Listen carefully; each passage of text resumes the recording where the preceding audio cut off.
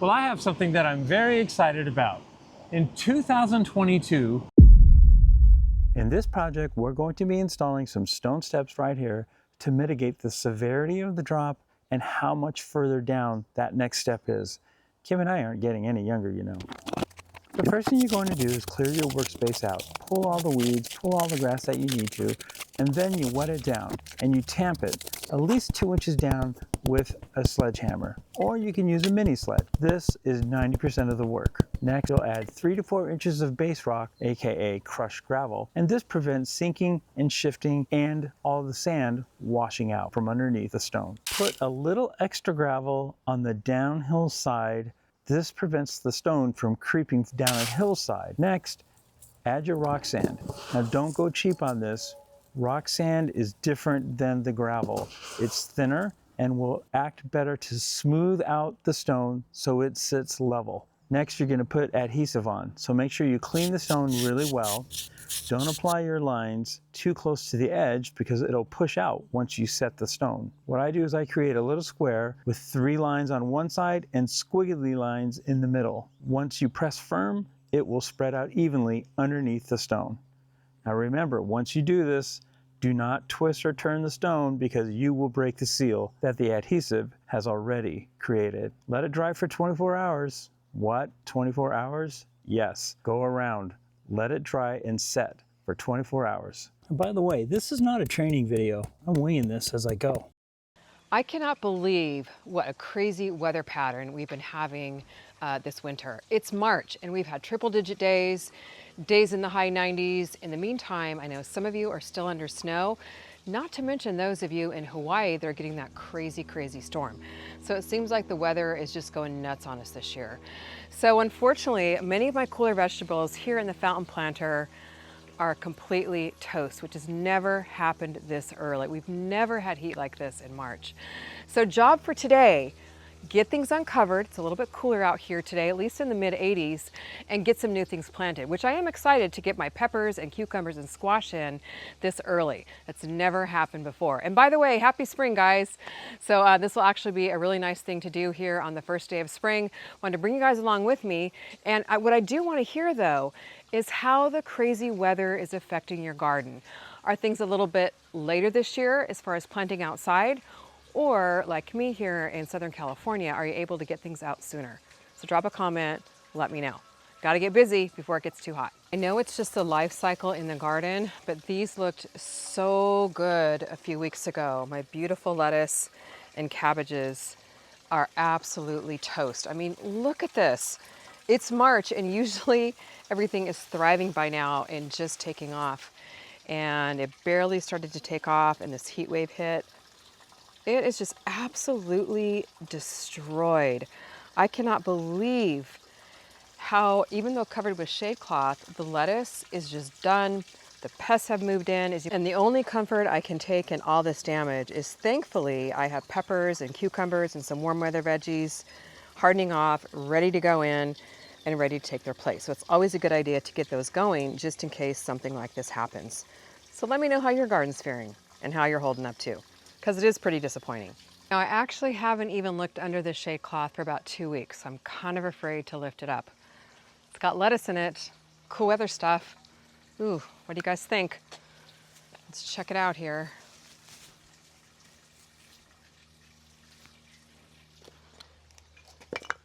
Like I said, I know the garden has a life cycle. I've been a gardener for how many years now, but it's still kind of disappointing. But it's still kind of disappointing to lose plants, don't you think? Well, actually, the front of the garden bed here doesn't look too bad. The red vein sorrel is an absolute trooper, so it's holding up really well. The strawberries look pretty good, surprisingly enough, and it doesn't look like quite as many pests have gotten to them as they have like I believe this is a cabbage right here. The mustard greens are kind of getting eaten. Back here at the back of the garden bed though, that's a totally different story. Look at the difference between the warm weather red vein sorrel. Look how well that's holding up. It holds up to the heat and the cold. And then the lettuce. It's not designed in its genetics to like the warm weather, even under shade cloth. It has just absolutely taken a beating. With normally this time of the year is my best time of year for lettuce. So let's check out back here how the arugula is doing. Now in the back of the garden bed, it actually gets a little bit more shade. Here it is 1 o'clock, it's still shaded, but the arugula is definitely starting to bolt. It doesn't like the warm weather either, but it is one of the fastest growing greens that you can possibly plant. So I will plant some more, and definitely got my work cut out for me though. But you know what, it's nice and cool. There's a nice breeze going on. I wouldn't say cool, it's 87, but we're in the shade and it'll be a great day to be out in the garden. And I'm gonna be honest with you guys, it's actually been kind of a tough week this week. We've been super busy. I feel like I've been going from morning until night, and we have had some kind of hard things going on outside our business with some friends. So it's really been tough. And we've actually been sitting out here in the evenings, and the garden has just really been giving back. I haven't had any time to be out in the garden this week, so it's really nice to be here on a Saturday, even though it's still pretty warm. Here in the shade, there's a nice little breeze going, and it's just kind of nice to know that I can get my hands in the soil today, plant some plants. There's just something so satisfying about that and so grounding, knowing that I'm putting these plants in, I can nurture them, see them grow, and after a tough week, it's just really, what do you want to say, a stress reliever? It just brings some peace to my heart. And I know a lot of you feel that way about gardening too. Okay, it's all coming out.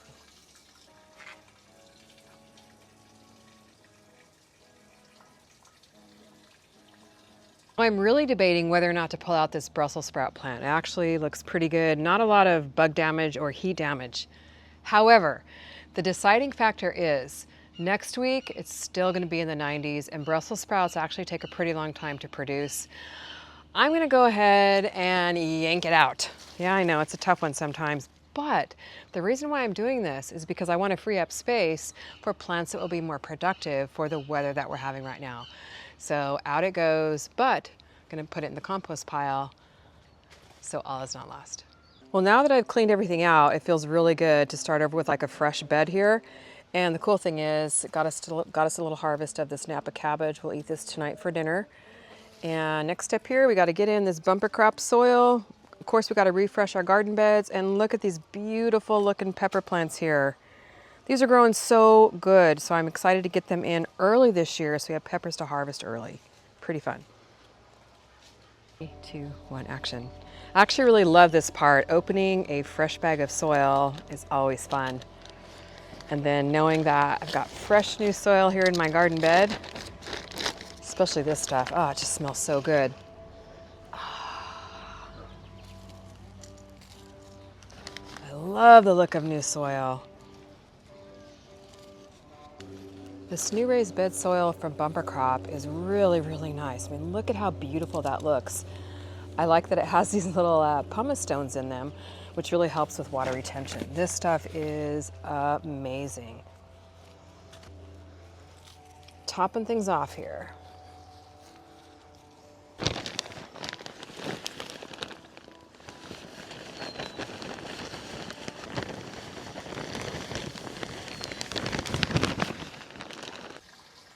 Now for the fun stuff. Peppers are going in. Also have some eggplant here. And this eggplant, surprisingly enough, overwintered. And I think it's gonna take off here in the warm weather. And I've got another Black Beauty eggplant, because we're really loving eggplant lately, that I'm gonna pop in on that side of the garden bed. Now I haven't quite decided what to do with this container. I just pulled everything out of it. I'm thinking maybe some herbs, or maybe just another pepper plant. It's actually about the right size for a pepper plant. So a nice little combo of sweet and hot peppers, different colors. So I think it's gonna look really pretty here in the front. Can't wait. Well, the little fountain planter remake is done. And I'm really the kind of person that needs that kind of sense of completion to have a feeling of accomplishment about my day. Probably part of my perfectionist tendencies that I am trying to kind of push back a little bit. But fact is, it feels good to have a project complete at the end of a day. So let me know if you're one of those people too that really needs that a completion to have that sense of satisfaction. It's also really good garden therapy to be out here today too. So I really love how the garden just helps you release some of those stressful feelings, maybe the sadness of the week for some tough things that happened. Let me know if you have that same feeling about the garden as well. Now I haven't quite decided what I'm going to put in the little container here at the end of the planter. I was kind of toying back and forth between a few different things, maybe one of those little mini yellow bell peppers from my indoor garden seed collection, or maybe some flowers just to kind of brighten this planter up. And much as I would love to leave this all uncovered so I could admire my handiwork, I am going to go ahead and cover it back up because the pepper plants are just not established enough. The roots are still kind of tender, just being transplanted. And that way it'll protect them and help them get established a little quicker so they don't die in the heat. Well, I have something that I'm very excited about. In 2022, for some unknown reason, we began losing subscribers by the thousands. And this continued on and on through 23 and 24, etc. We even went to the YouTube experts and they sat with us and they looked at our numbers and all of our data and they told us to try this and try that, to no avail. And we were even listening to some of the big YouTubers, you know, the big ones, who said, oh, the YouTube Studio app, I never even check it. That will just suck you in a big black hole. So we've deleted that app.